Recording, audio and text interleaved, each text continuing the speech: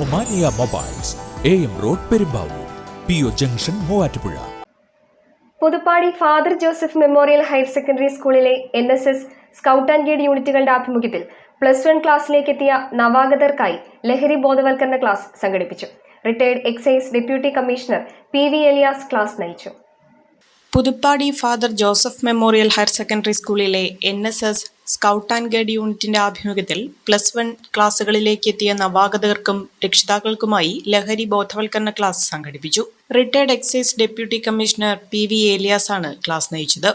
School manager chevalier Prasad P. Varghese, principal A. Sunil എന്നിവർ ചേർന്ന് തെളിയിച്ചു നൽകിയ അക്ഷരദീപം അധ്യാപകർ കുട്ടികൾക്ക് പകർന്നു നൽകി.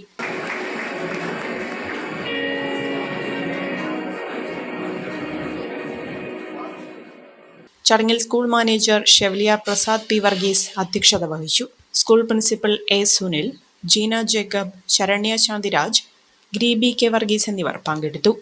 നേത്ര സംരക്ഷണത്തിന് നമ്മുടെ Ahalya Ahalya foundation eye hospital, കേരളത്തിൽ എല്ലായിടത്തും.